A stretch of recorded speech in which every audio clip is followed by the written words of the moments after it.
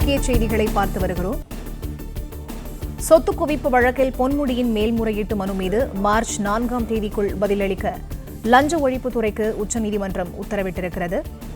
சொத்து குவிப்பு வழக்கில் பொன்முடி மற்றும் அவரது மனைவிக்கு வழங்கப்பட்ட தீர்ப்பை இடைக்காலமாக நிறுத்தி வைக்கவும் உச்சநீதிமன்றம் மறுப்பு தெரிவித்துள்ளது.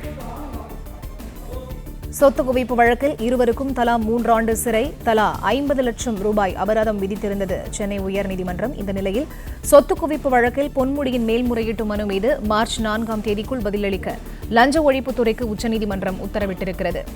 உயர்நீதிமன்ற தீர்ப்புக்கு எதிராக பொன்முடி தரப்பில் செய்யப்பட்ட மேல்முறையீட்டு வழக்கில் உச்சநீதிமன்றம் விசாரணை நடத்தி வரக்கூடிய சூழலில் சொத்து குவிப்பு வழக்கில் பொன்முடியின் மேல்முறையீட்டு மனு மீது மார்ச் 4ஆம் தேதிக்குள் பதிலளிக்க லஞ்ச ஒழிப்புத்துறைக்கு உச்சநீதிமன்றம் உத்தரவிட்டிருக்கிறது.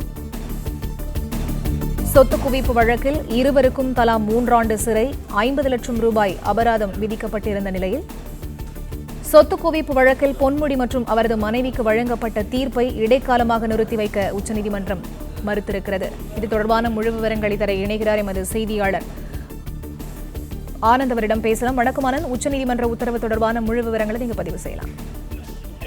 வணக்கம்.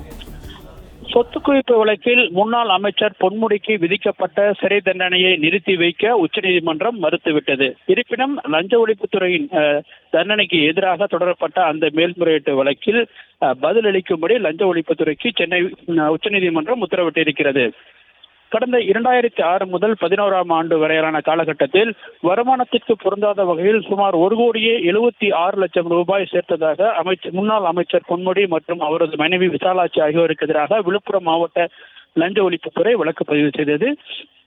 இந்த வழக்கை விசாரித்த விழுப்புரம் மாவட்ட சிறப்பு நீதிமன்றம் இவர்களை வழக்கில் இருந்து விடுதலை செய்து தீர்ப்பு வழங்கியது.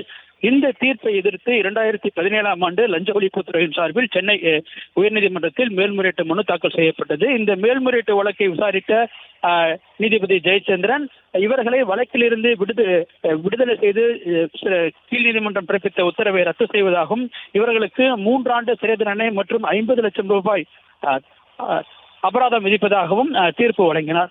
இந்த தீர்ப்பை தொடர்ந்து இதற்கு எதிராக உச்சநீதிமன்றத்தில் பொன்முடி மற்றும் அவரது மனைவி விசாலாட்சி ஆகியோர் சார்பில் மேல்முறையீட்டு மனு தாக்கல் செய்யப்பட்டது. இந்த மேல்முறையீட்டு வழக்கு இன்று உச்சநீதிமன்றத்தில் மீண்டும் விசாரணைக்கு வந்தது. அப்பொழுது சென்னை உயர்நீதிமன்றத்தினுடைய அந்த தீர்ப்பிற்கு தடை விதிக்க வேண்டும், அதனை நிறுத்தி வைக்க வேண்டும் என கோரி பொன்முடி தரப்பில் கோரிக்கை வைக்கப்பட்டது. ஆனால் இந்த கோரிக்கையை ஏற்க மறுத்த உச்சநீதிமன்றம் சென்னை உயர்நீதிமன்றத்தின் அந்த தீர்ப்பிற்கு இடைக்கால தடை விதிக்கவோ அல்லது அதனை நிறுத்தி வைக்கவோ மறுத்துவிட்டது. மேலும் மேல்முறையீட்டு வழக்கில் விழுப்புரம் மாவட்ட லஞ்ச ஒழிப்புத்துறை பதிலளிக்க உத்தரவிட்ட நீதிமன்றம் வழக்கினுடைய விசாரணையை மார்ச் 4ஆம் தேதிக்கு தள்ளி வைத்திருக்கிறது. மேலும் ஏற்கனவே இவர்கள் நீதிமன்றத்தில் நேரில் ஆஜராவதற்கு சரணடைவதற்கு அளிக்கப்பட்ட அந்த விலக்கை மேலும் 4 வாரத்திற்கு நீட்டிப்பதாகவும் உச்சநீதிமன்றம் இன்று தன்னுடைய உத்தரவில் தெரிவிக்கின்றது.